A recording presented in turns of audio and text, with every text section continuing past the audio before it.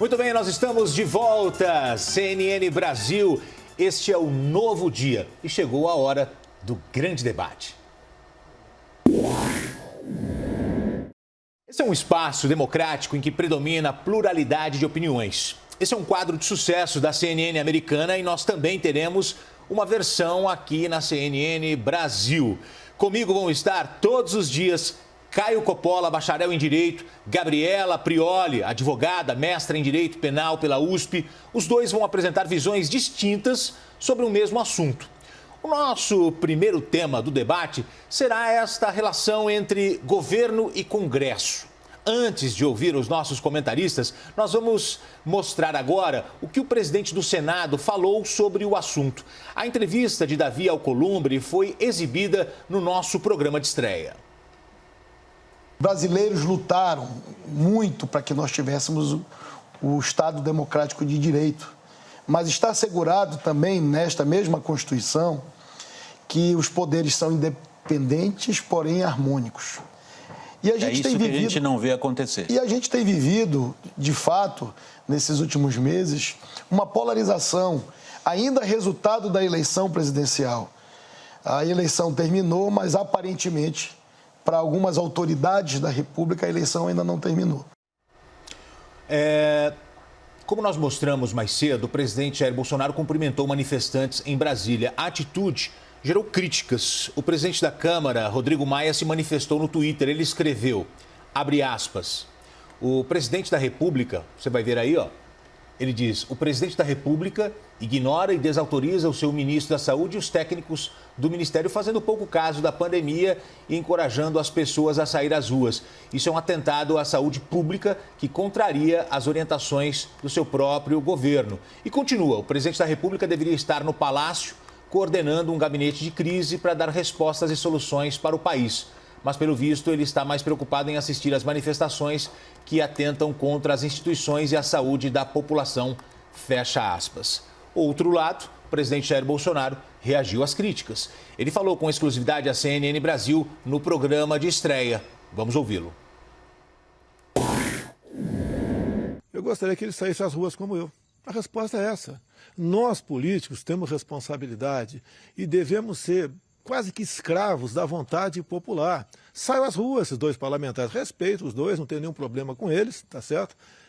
Estão fazendo as suas críticas, estou tranquilo tocante a isso. Espero que eles não queiram partir para algo belicoso depois do que eu estou falando, depois dessas minhas palavras aqui. Agora, prezado Davi Alcolumbre, prezado Rodrigo Maia, quer sair às ruas? Saia às ruas e veja como vocês são recebidos, tá certo? Outra coisa, os acordos não tem que ser entre nós, em gabinetes com ar refrigerado, tem que ser entre nós e o povo. Eu quero a aproximação do Rodrigo Maia, quero a aproximação do Davi Alcolumbre, respeito os dois parlamentares. E o que está faltando para nós? Como eu já disse, mais de uma oportunidade.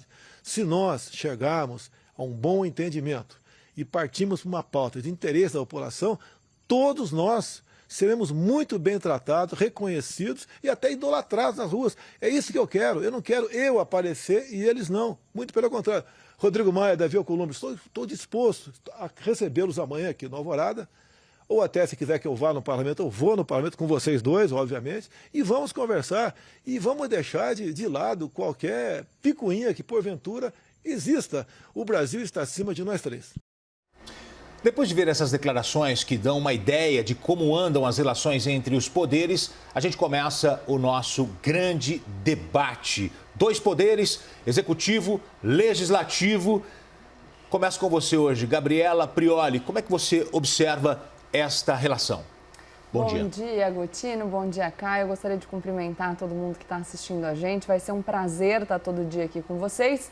E sinto que a gente tenha começado nesse clima, né, Gotino? Eu realmente gostaria de acreditar nessa intenção aí do presidente da República, que fala que gostaria de conversar com o Rodrigo Maia, com o Davi Alcolumbre, porque eu acho que é disso que a gente precisa para lidar com essa crise do coronavírus que já chegou no Brasil. Agora, o complicado é a gente acreditar naquilo que diz o presidente Jair Bolsonaro, porque ele fala, nessa sonora que a gente acabou de escutar, ele diz o seguinte: os acordos não deveriam ser celebrados nos gabinetes com ar-condicionado e sim na frente do público. E o que a gente viu aí em relação ao orçamento impositivo, que foi a confusão que deu, que inflou essas manifestações de ontem, foi o presidente Jair Bolsonaro fazendo um acordo com o Congresso por detrás das cortinas. Então, o Congresso mantém o veto 52. O presidente Jair Bolsonaro, em troca, envia PLNs no Congresso e aí ele vai para as redes sociais e começa a inflar a população para pressionar o Congresso para votar contra um projeto que ele enviou. É só entrar na internet e olhar a assinatura do presidente Jair Bolsonaro no PLN número 4. A mesma coisa aconteceu em relação às manifestações. Ele mente dizendo que não convocou as manifestações, sendo que ele fez uma fala pública em Roraima, chamando as pessoas para as ruas. A própria SECOM postou convocando as pessoas para as manifestações do dia 15.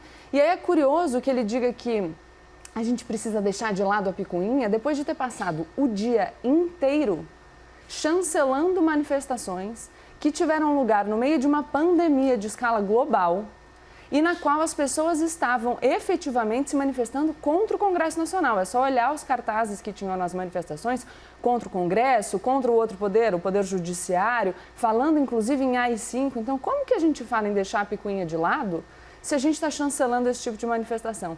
E aqui eu chamo a atenção, quando a gente fala da confiança que o presidente Jair Bolsonaro incita, que é o fato de que ele demonstra uma personalidade tão egoísta que ele é capaz de colocar o interesse dele, de enaltecer a figura dele mesmo, em detrimento do interesse do povo brasileiro, então contribuindo para a disseminação desse vírus, que é uma preocupação efetiva e concreta, e a ponto de desmoralizar os próprios ministros do seu governo. Ele fez uma live com o ministro Luiz Henrique Mandetta, que tem feito um belíssimo trabalho de enfrentamento em relação ao coronavírus, e ele desmoralizou o ministro quando ele fez exatamente o que o ministro disse que era para não fazer. Gabriela Prioli, agora nós vamos ouvir a visão do Caio Coppola sobre essa relação entre executivo e legislativo. Caio, bom dia. Bom dia, Gotino. Bom dia, doutora. Bom, eu não vou conseguir disfarçar o meu entusiasmo e confesso até o meu nervosismo com essa estreia. Então, que Deus ilumine aí os meus pensamentos para que eu possa dar aí uma singela contribuição pro debate público. Vamos pegar carona na fala do senhor Davi Alcolumbre, né? De fato, essa tensão aí entre governo e Congresso, nisso tudo é interessante observar o que a Constituição estabelece. Aliás, já no seu artigo 2º, que prevê mesmo que os poderes da República devem ser independentes e harmônicos entre si. Essa é a expressão do texto constitucional. Só que, até 2019, o Congresso brasileiro não era independente, porque o Congresso era comprado. Comprado com liberação de verba pública, comprado com indicação de cargos, loteamento de ministérios, financiamento de campanhas eleitorais, até com propina. Tá aí o mensalão, o petrolão, que não nos deixam mentir. A tal da governabilidade era fruto dessas transações imorais que garantiam ao governo uma base de apoio no Congresso. Portanto, a independência entre os poderes era um grande faz de conta no Brasil. E isso é gravíssimo, porque o parlamentar ele é eleito para votar conforme a sua convicção política, em nome do interesse público, não motivado por interesses particulares, circunstanciais e, muitas das vezes, interesses escusos. Com a posse do novo governo, esse sistema viciado, conhecido como presidencialismo de coalizão, ele foi suspenso. E os deputados e senadores fisiológicos perderam os tais favores presidenciais. Isso é fruto de uma maturidade democrática no país. Só que amadurecer dói. Por isso que o Congresso, que antes era mimado e agora é independente, ele grita e esperneia. E fazer birra, convenhamos, até faz parte do jogo político. O problema é que o Congresso está fazendo birra com o orçamento público. Está promovendo uma farra fiscal inconsequente, em desacordo com a vontade da maioria da população, que elegeu um governo com viés liberal na economia e que zela pelo equilíbrio nas contas públicas. Então, voltando à Constituição, não adianta o Legislativo conquistar essa independência e promover tanta desarmonia. E a maior responsabilidade por essa tensão entre governo e Congresso não são as falas intempestivas do presidente, como colocou a Gabriela. São os vícios de uma velha política acostumada a parasitar a máquina pública. E aqui, Gotino, a gente está falando de carrapatos que muitas vezes são maiores que o boi. Gabriela Prioli, você agora. Poxa, eu fico pensando aqui que a maior prova de que a gente não consegue defender o posicionamento do presidente da República é o fato da gente ter que voltar para o período anterior a 2019, né? Então, acho muito complicado que a gente, na situação que a gente está no Brasil hoje, a gente está enfrentando uma pandemia que tem reflexos na saúde e na economia. Isso vai afetar o mundo inteiro, com certeza vai afetar de forma intensa o Brasil, que já estava numa situação delicada. E aí, em vez de a gente falar do que está acontecendo agora, a gente volta para os governos anteriores. Então, assim, o presidente Jair Bolsonaro foi eleito em 2018, sabia que o país estava enfrentando uma crise, falou que ia mudar essa relação, que não ia lotear os ministérios, é verdade. Então, uma proposta de campanha era colocar nos ministérios pessoas técnicas. O que adianta eu colocar um técnico no ministério se eu desrespeito o meu técnico? Se eu não faço o que ele manda eu fazer? Se eu coloco em risco toda a população brasileira ao descumprir... Eu quero chamar a atenção, a gente falou hoje mais cedo aqui no jornal que já chega a 200 os casos de coronavírus no país. 12 casos são de pessoas que estão no entorno do presidente da República, 6% do número de casos total do país. E aí a gente tem o presidente da República saindo no domingo, ontem, indo apertar a mão das pessoas, pegando o celular das pessoas e correndo o risco de fazer com que esses vírus se espalhem de maneira muito mais rápida e com que a gente enfrente não só os problemas de saúde pública, mas também os problemas na economia.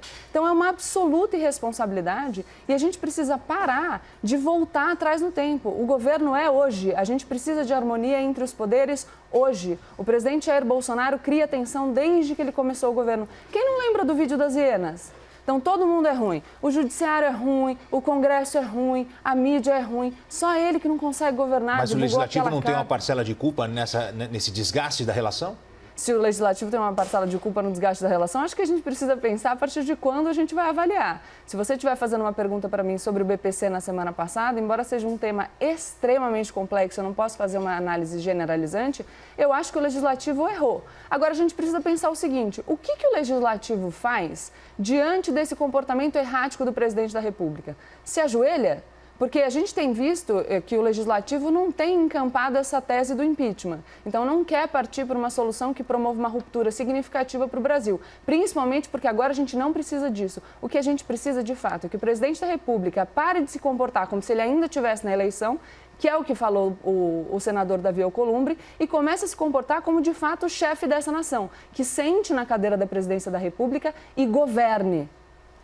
Caio Coppola, como é que você vê o posicionamento do presidente, a postura dele hoje à frente do país? Bom, para desespero da minha debatedora, eu não pretendo aqui abandonar a história recente, a história política recente do Brasil. Eu acho que uma população que esquece seu passado está condenada a repeti-lo, né? Bom, sobre o presidente ir dar a mão para os manifestantes e tal, a gente tem que parar de ver a população com tanto paternalismo e lembrar que essas pessoas estavam plenamente cientes, inclusive o presidente da República, dos riscos que elas estavam correndo.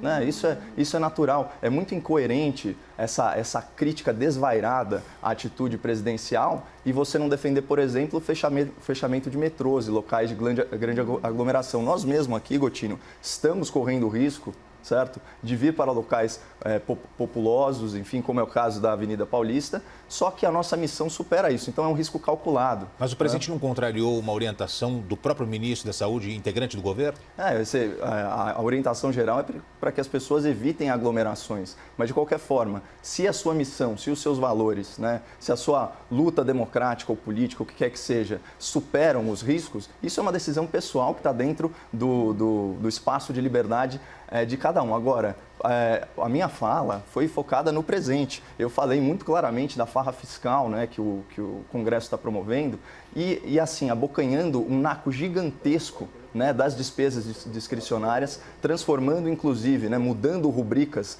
que eram dos ministérios para a mão de um relator geral do orçamento que se tornou um todo-poderoso, né, com mais de 30 bilhões de reais para administrar e que ninguém sequer sabe o nome dele. Inclusive, eu acho aí violando cláusula pétrea, né, de separação de poderes, esse tipo de situação.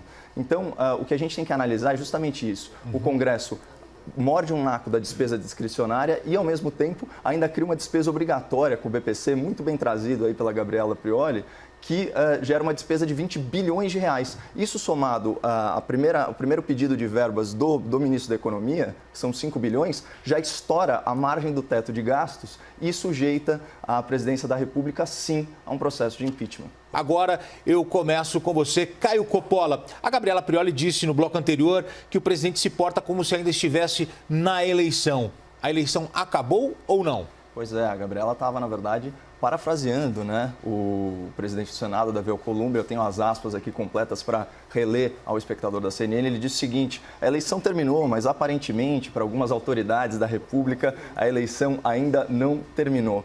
Essa frase é de uma hipocrisia sem paralelo, porque para os parlamentares a eleição está só começando, Gotino. Não à toa, eles aprovaram na LOA um fundo eleitoral bilionário, 2 bilhões de reais, para financiar os seus projetos políticos pessoais de perpetuação no poder, né? 2 bilhões de reais de dinheiro público para isso. Não só isso, desde 2015 já vem esse movimento de avanço, né, sobre o orçamento. Então, em 2015 a gente teve a aprovação das emendas parlamentares individuais. A gente está falando aí de uma coisa na ordem de 9,5 bilhões de reais, né? São 15 milhões para cada deputado, para cada senador, para alimentar os seus currais eleitorais, que eles chamam de bases eleitorais. Num segundo momento, em 2019, vem a aprovação das emendas de bancada, mais uma mordida de 5,9 bilhões de reais. E aí você tem as emendas parlamentares, a número 100 e a número 102, que tornam aí essas despesas impositivas, não só impositivas, mas também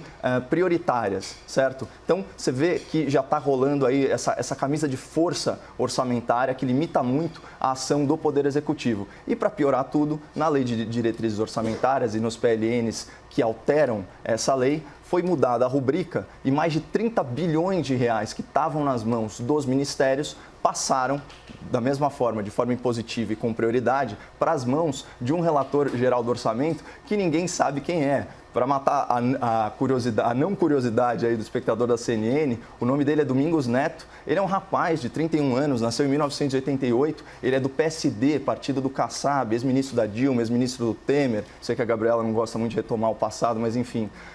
E ele responde a um processo por improbidade administrativa, ainda aguardando julgamento em primeira instância. Esse é o cara que controla 30 bilhões de reais do orçamento público hoje, na situação atual. Sendo que o maior programa assistencial do governo, Bolsa Família, tem 29 bilhões de reais de orçamento. E só para ficar aí num ministério muito caro, aí ao espectro da esquerda, o Ministério dos Direitos Humanos, a verba desse ministério é só 220 milhões. É muito dinheiro, é muita concentração de poder na mão de uma pessoa só. Gabriela Prioli, a gente conversou aqui com o Yuri Pitta e com a Basília Rodrigues, analistas da área política, e falamos que o coronavírus poderia ajudar a selar a paz entre os dois poderes, entre o Executivo e o Legislativo. Você acredita nisso ou não? Eu espero. Agora, falar que eu acredito, eu já estaria exagerando aqui no meu otimismo. Já que, enfim, estão fazendo muita questão aqui que a gente retome o passado, vou me permitir então também retomar um pouquinho. Vamos lá. As emendas parlamentares individuais que foram aprovadas como impositivas em 2015 contaram com o apoio do então deputado federal Jair Bolsonaro. As emendas de bancada que foram aprovadas por propostas de emenda à Constituição em 2019 foram aprovadas com o apoio do agora presidente Jair Bolsonaro, inclusive com um discurso do Eduardo Bolsonaro na Câmara falando que aquilo era uma vitória do governo. A Lei de Diretrizes Orçamentárias, ela foi aprovada, dando mais poderes para o relator do orçamento numa sessão na Câmara em dezembro de 2019, na qual os deputados que integravam a base do governo disseram que a orientação do governo era votar sim. A gente não sabe a posição do Eduardo Bolsonaro, porque ele não estava na Câmara, ele estava viajando. Sobre os PLNs aos quais o Caio se refere, são PLNs devolvendo parte do poder do relator do orçamento, que foram enviados pelo presidente Jair Bolsonaro, são assinados por ele.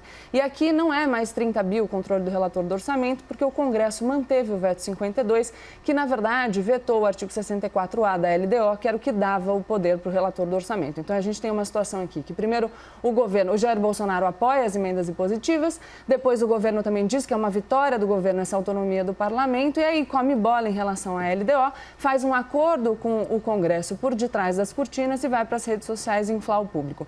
Inflar um público que foi para a rua e não pode ser considerado um povo heróico, que fez um juízo em relação aos próprios riscos que estava correndo, porque quem vai para a rua em época de pandemia, com um vírus que a principal característica negativa é o alto poder de disseminação, não está só se colocando em risco, está colocando todo mundo em risco. Então isso não é heroísmo, isso é covardia e irresponsabilidade. Tanto é assim que a gente tem um artigo no Código Penal que fala que é crime infringir determinação do poder público destinada a impedir introdução ou propagação de doença contagiosa.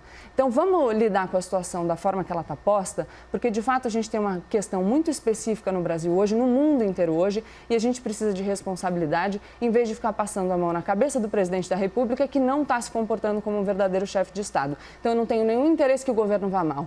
quero que os poderes funcionem em harmonia, mas para isso a gente precisa da dedicação da pessoa que senta na cadeira da presidência, que foi eleita para isso e deve governar em respeito às pessoas que estão sob a sua tutela.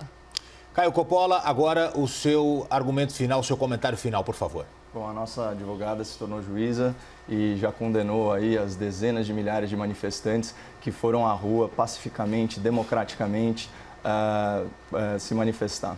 Mas enfim, eu queria pegar aqui, fazer uma comparação sobre percepção de realidade, sobre percepção do que é a população brasileira, né? A ensejo da aprovação da reforma da Previdência, sobre a qual ele alega falsa paternidade, o Rodrigo Maia disse: quer conhecer o Brasil, visite o parlamento. Isso não procede. O pior do parlamento está representado no Brasil. São dezenas e dezenas de deputados e senadores respondendo a ações penais. Eles pertencem a uma elite que já se distanciou muito da realidade do povo. Em contraposição, você tem um presidente da República que prestigia a manifestação popular e convida os presidentes do Poder Legislativo a irem às ruas, ao invés de ficar fazendo centenas de viagens em jatinhos particulares e se alienando da responsabilidade direta de representarem o povo que os colocou lá, ainda que de forma fragmentada. Então, eu acho que esse é o recado, ver como cada liderança percebe o povo nas ruas, e eu já vi muito político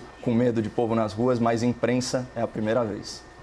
Seu argumento final, seu comentário, Gabriela Prioli. Olha, Gotino, eu gostaria de propor um raciocínio sobre o que a gente está pedindo do povo brasileiro. A gente já pediu do povo brasileiro que faça concessões em relação à sua aposentadoria.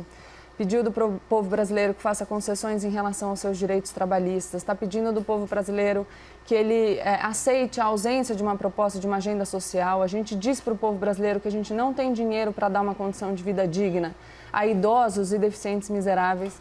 Agora, com essa crise do coronavírus, a gente vai pedir para o trabalhador informal para ele ficar em casa sem receber. A gente vai pedir para o comerciante para ele aguentar as pontas no comércio sem vender. Vai pedir para os profissionais de saúde que enfrentem os desafios que estão por vir sem esmorecer. E em troca disso tudo que a gente está pedindo do povo brasileiro, a gente tem um presidente da República que não consegue se comportar como um verdadeiro líder de Estado. Então, o que a gente está pedindo é só que o presidente governe com responsabilidade e não descumpra as orientações técnicas do seu ministro. O povo pode ir para as ruas desde que isso não signifique um risco para a saúde e para a economia da nação. A gente precisa ter responsabilidade com o outro e parar de ser egoísta. Muito bem, esta é a Gabriela Prioli, Caio Coppola. Este foi o primeiro grande debate aqui na CNN Brasil. Espero que vocês tenham gostado.